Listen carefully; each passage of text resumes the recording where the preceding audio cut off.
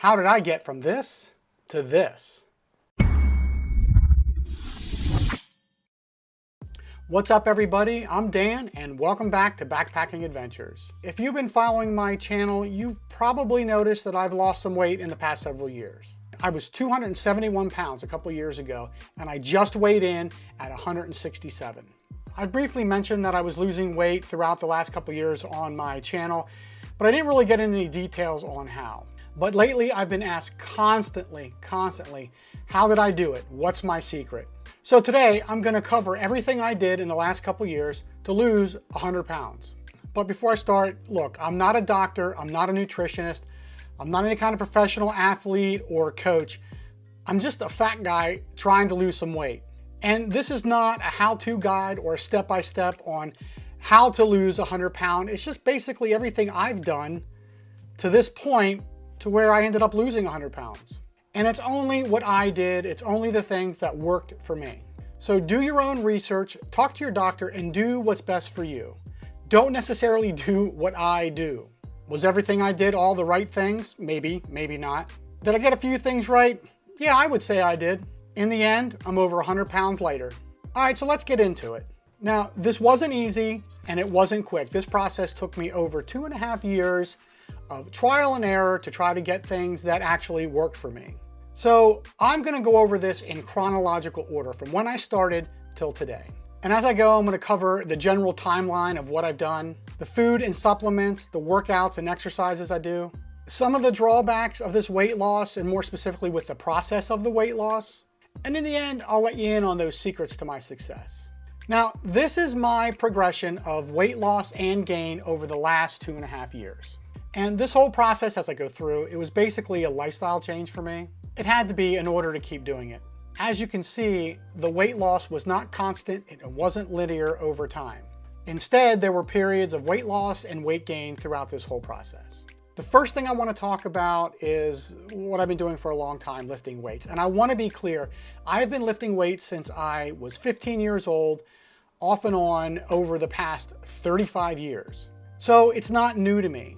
I didn't start lifting during this weight loss process. I've been lifting all along. But back in October 2020, I started to do a little bit of walking. Mainly, I was walking just to strengthen my legs for hiking, because this is a backpacking channel. I like to backpack, and I'm trying to condition myself for hiking. I wanted to increase my distances and make it easier for me to hiking, so I just started walking, and walking a lot. About 6 miles a day around my neighborhood, around town, wherever. And then after a while, I started noticing that I was starting to lose a little weight. So I just kind of ran with that and kept on going. And I made that also a focus. And during this time of walking, in the beginning, I added a 30-pound weighted vest. And the reason for that was not to burn more calories or make it harder for me to go. It was more to simulate the weight of a backpack. That's all that's to it. It was for conditioning my legs to carry a heavy load over distance. It was just part of the conditioning for hiking. So then in late December of 2020, I started to get into more and more of a calorie deficit. I tracked and measured everything I ate, and I did the calorie deficit for several months. But you notice, it wasn't a constant thing that just kept on going year after year. Purposely, after several months being in a calorie deficit, I would increase my calories back up to maintenance or even a surplus level for a period of time.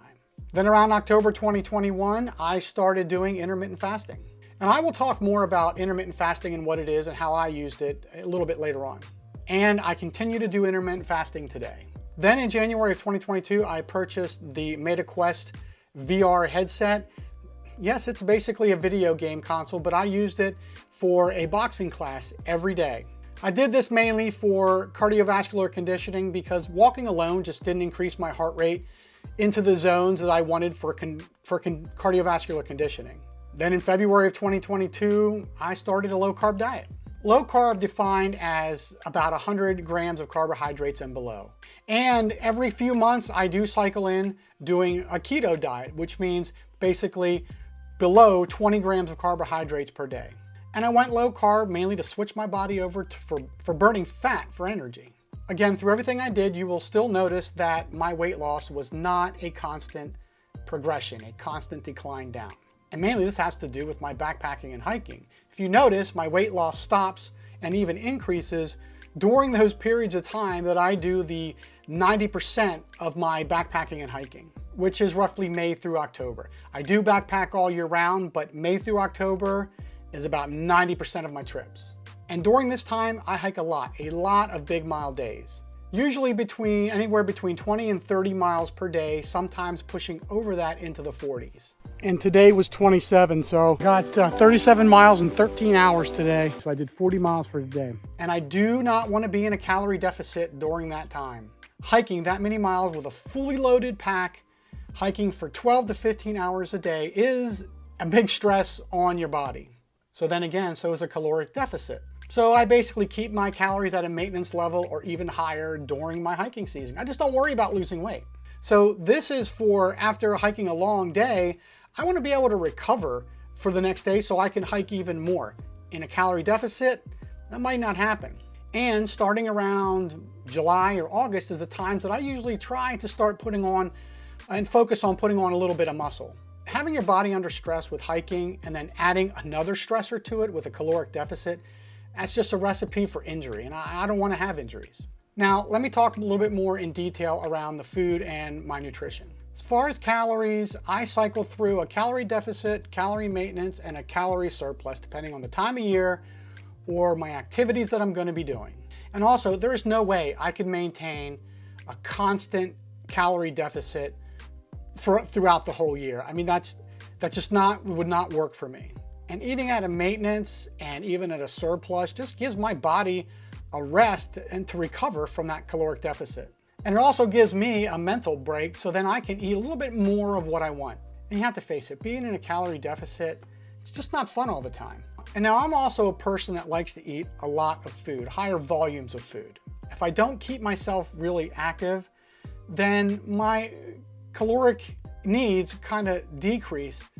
But then I just can't, when I'm in a calorie deficit, that amount of food just doesn't cut it for me. I'm just not satisfied. So I exercise and work out more so I can burn off calories, so I can just eat a little bit higher volume of food, and that seems to be working for me. And it just helps me stick to it longer. Now, what about those food macros? I track my macros, basically proteins, fats, and carbs. I prioritize protein first. And I keep my protein around 1 gram per pound of body weight or even a little higher. To me, this is very important for muscle retention while I'm in a calorie deficit, as well as muscle growth. It also triggers hormones in my body that they help keep me satiated, and it helps prevent those cravings for sugars. Fat, I keep at a moderate level, below what my protein is, but way higher than the carbs. Fat gives me energy, it helps for hormone regulation, and it increases those satiety hormones that keep you from feeling hungry. Carbs I keep relatively low, like I said before. I usually keep them about below 100 grams. When I'm in a calorie deficit, I like to keep it in the 50s, and like I said, sometimes I do go to keto, which is under 20 per day. Now, I mentioned before I do intermittent fasting. And if you're not familiar with it, intermittent fasting is basically you have a feeding window, a period of time where you eat, and you have a fasting window, which is a period of time of when you're not eating. And in reality, it may sound like, hey, I'm fasting, this person's not eating. Everybody technically does intermittent fasting. If the last time you ate something was 8 p.m. and then the next time you ate something is 8 a.m. the next morning, like you had dinner and you had breakfast, well, there's a 12-hour period in between. That's a 12-hour fast. The difference is with me is I shorten that eating window and expand my fasting window. And what's comfortable for me is I like to fast for around 18 to 20 hours. So that means I only have an eating window between 4 to 6 hours a day. And as far as frequency of meals, I only eat now between 1 and 2 meals a day, with sometimes sprinkled in 3 times a day. And regardless if I have 1 meal a day, 2 meals a day, 3 meals a day, the food that I eat, especially when I'm in a calorie deficit, since it's all planned out, is the same. I just will then split it out. If it's 1 meal, I eat it all at once. If it's 2, I figure out a way to split it into 2, but it's all the same food. So basically I skip meal periods, but I don't technically skip meals. Now, just to relate this to backpacking, I eat low carb and I do intermittent fasting while I'm backpacking. While I'm hiking all day, doing those 20 to 30 miles. I usually keep it around 2 meals a day, And I did a video a few months ago on the low carb food loadout that I take, and I will be taking the same one this year. So if you want to check that out, I'll put that up in the cards. Now for the specific foods, I'm not going to go run down through every specific thing I eat, but I do eat pretty much the same things every day. I don't have a problem with that. I know that's hard for some people, but for me, it is not. But here is a list of the food that I eat, and this is what I'm eating now, and this is a calorie deficit for me to lose weight. And when I go from a calorie maintenance or even a surplus, I just increase the quantity of these foods. And yes, I do sprinkle in things from time to time. But these are all foods that I love, and there's nothing here that I don't enjoy. If I didn't, I wouldn't be able to stick to it. And why the same foods every day? Well, so I don't have to think. Counting calories and measuring and doing all that, it's hard. I mean, it takes a lot of time. But when I know and have everything memorized and I eat the same things every day, I know how to measure out, and everything then is just really quick. No fuss, no muss. I know exactly what my macros are. But now during my weight loss period, as you're aware, I'm in a calorie deficit. Even within that period of time, I don't stay in a calorie deficit. Probably every 4 to 6 weeks, I'll take about 3 or 4 days and I bump up my calories to maintenance level, and I go right back down to a deficit.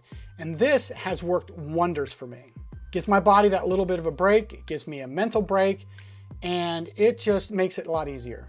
I feel recharged, and it keeps me going in that right direction over time. Now, another thing I want to talk about was cheat days or cheat meals. A lot of people love and swear by having a cheat meal, cheat day, cheat food, or whatever.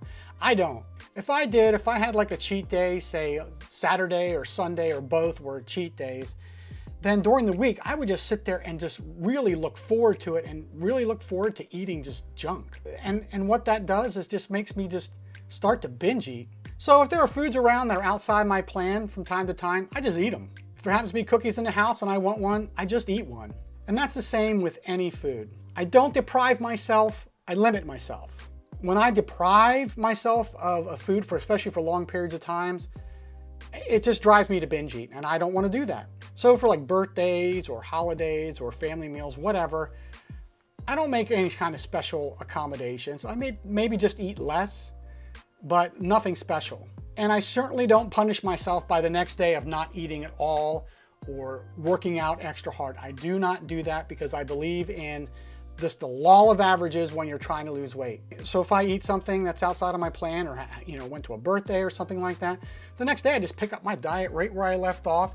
And to me, as long as I stick to it the majority of the time, I'm good.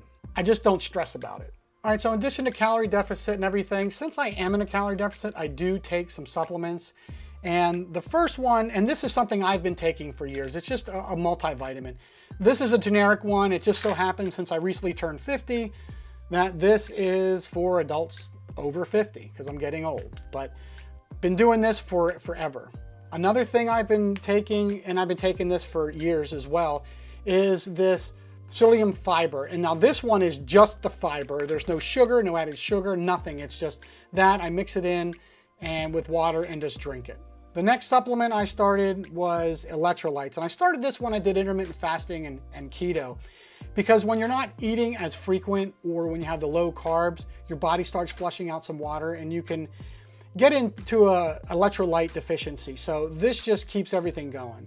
And I also use these when I backpack. So instead of mixing drinks as I go on trail, I just pop one of these and drink some water and I'm good to go. Now the next ones are protein and creatine. I started these around December of last year. And the protein, for obvious reasons, this protein powder, it just makes it easier to get a higher amount of protein during the day. And creatine really helps me with muscle growth and retention. Like I said, I've been using these since December and I think they've been working really well. All right, so now let's get into my workouts. And I do work out a lot because working out is something that I just love to do. It's like backpacking. I love to do it, but I also love working out. For cardiovascular, I do two things. I walk, and I walk a lot, and I do the boxing. The walking, I wear a weighted vest, and I walk from anywhere between 1 to 2 hours a day. And again, the walking mainly, why I do this is to condition my legs and keep them conditioned for my hiking trips. And when I'm trying to lose weight, I walk more. And when I'm in that period of time that I hike a lot, I walk less. And for the boxing, like I said, I bought that MetaQuest back in 2022. And yes, like I said, it is a video game, but it does get my heart rate up, and it's something that I really enjoy to do, and I can keep doing it. And that's important to me.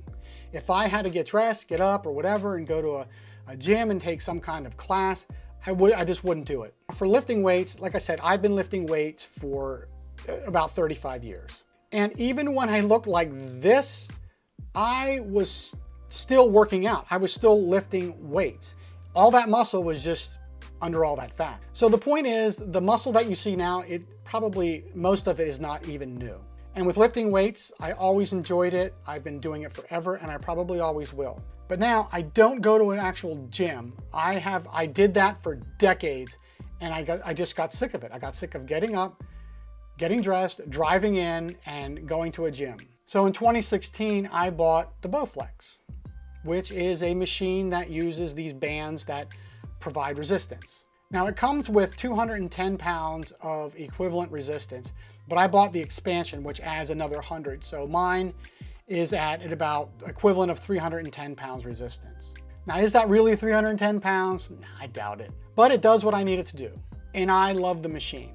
I also bought the Bowflex adjustable dumbbells. They're convenient. You dial in the weight. It takes up no space. They're great. And that's basically it for my weightlifting equipment. And my weightlifting workouts, they don't really consist of a lot. I don't spend much time lifting weights.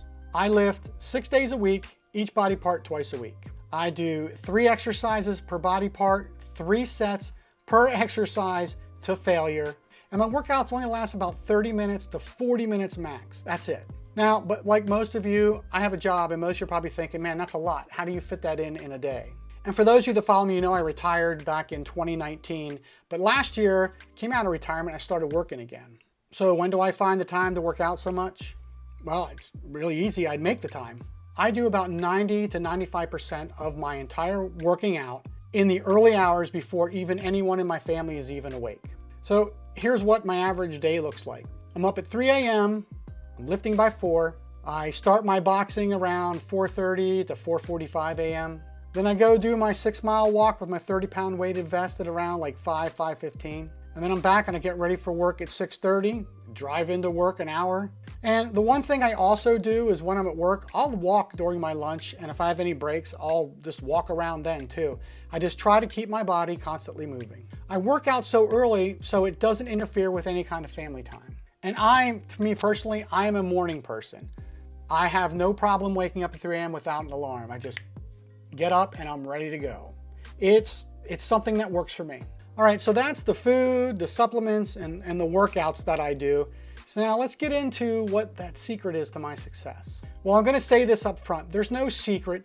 There's no magic formula or magic diet. And for me, it wasn't any one thing that helped me lose weight. And the things I did changed over time. I added to it, changed some things, and I'm gonna continue to do that. And for me, I think it just comes down to the combination of things working together. But if I'd have to say what the secrets were, I would have to say that the secrets for me is 3-tiered. The first tier, and it's the absolute and most important one to me, is deficit, discipline, and data. So what do I mean by those? Well, deficit has to do with your diet. You have to get in a calorie deficit. Calories in, calories out. It's nothing more difficult than that. You have to burn more than you consume. And there's no way around that, and you can't break the laws of thermodynamics. Next one is discipline. A lot of people say they need motivation. I really had no motivation for other than just doing this. It's hard to explain. I didn't have any kind of goals or things that I was at the doctor and they said, you need to do this. This was something that I just started doing. Basically, my motivation was I saw myself losing weight and I just wanted to keep going with that. My thought process is that motivation gives you the reason to start. An example would be if you want to lose weight for a school reunion that you're going to in a couple months, or that the doctor says, hey, your numbers are out of whack, you need to do something to make yourself better. That's motivation to start, but it doesn't make you do it. Discipline does. To me, discipline is the most important because I lack motivation a lot. Like at 3 a.m. in the morning, I have no motivation to get out of bed, but discipline is what makes me get out at the butt crack of dawn to go work out. It's discipline that makes me put down that extra donut or piece of cake that I really shouldn't be eating. So no amount of motivation will keep me on track. It's my discipline. And for data, data is very important.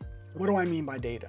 It's counting calories, it's measuring, it's knowing what you're eating. I weigh, measure, and count everything I eat. If you don't track what you're eating, you can never really know if you're in a true calorie deficit or not. So if I don't measure and just assume, there's lots of things, those little things that you don't count that can just add up and put you in a surplus. A great example of this is with condiments. Let's say you eat eggs and you put ketchup on them. I do that. You may count the macros of the eggs, but you think, oh, the ketchup is not that much. It probably doesn't have anything in it. But in one little tablespoon of ketchup has 25 calories. So if you're like me, one little tablespoon just isn't enough on anything. Most likely you're probably eating 4 tablespoons of it, which comes out to be 100 calories. You multiply that by a couple times a day with different condiments and sauces, adds up to several hundred calories without you even realizing. Now the second tier for me is exercise and enjoyment. Exercise, very simple, meaning resistance training and cardio. The more muscle mass you have, the more calories you're going to burn. Cardio burns calories and it strengthens your cardiovascular system.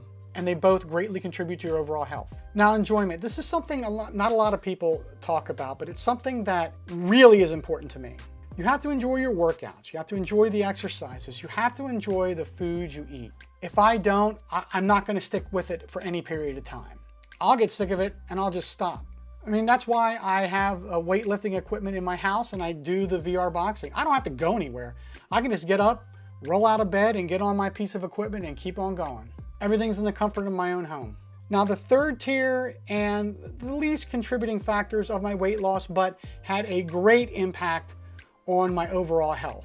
And that is intermittent fasting and a low carb diet. I mean, if you look at my chart, you notice I lost more than half the weight without doing intermittent fasting or low carb at all, and just simply working out and doing a calorie deficit.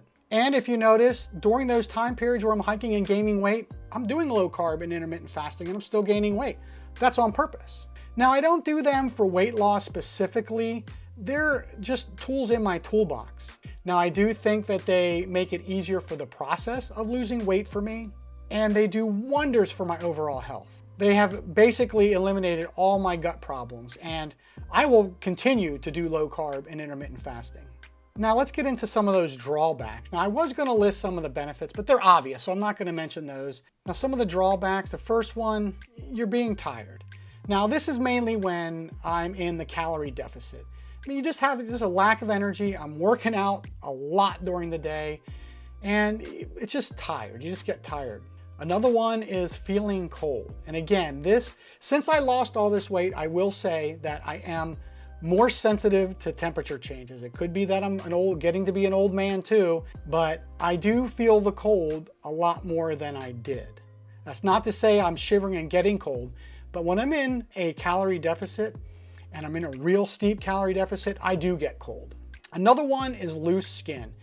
And here in this picture, you can see a little bit of loose skin around my belly area. A lot of it is hidden by the shorts I'm wearing. It's underneath, but I wanted to do this weight loss slow. I didn't want to do it over a couple months. I probably could have done it in 6 months maybe, but I was always worried that if I did it that quick, that there would be so much loose skin that my body wouldn't have time to adapt. Is this loose skin gonna go away? Man, I don't know, but you know, I'm 50 years old. Who cares? Maybe it'll go away over time, but if you know of any ways to get rid of it, besides surgery, let me know. And the last one was information and misinformation. If you type in intermittent fasting, you'll get a billion videos on how great it is and a billion videos on how bad it is. You do it on calorie deficit, the same thing. There's so much stuff out there. You're just gonna have to pick what's gonna be working for you. It's not easy. That's just another one of the drawbacks. There's so many people out there saying, do this, do that diet, do this. And I just had to sift through all that stuff until I came to something that works for me. So that's it. That's everything I did to lose over 100 pounds. Whether it's right or wrong, that's what I did. Could I have done things differently? Probably. Did it work for me? Absolutely. And if there's one takeaway you get from this, the one thing I've learned is that you have to burn off more than you're consuming in order to lose weight. It really does, in its simplistic terms, come down to calories in, calories out. Sure, there's a lot of nuances, a lot of things to consider, but it's still Calories in, calories out. Everything else for me was just a tool in the toolbox. Are you on a weight loss journey? Tell me about it in the comments below. If you like this video, make sure you give it a thumbs up and subscribe.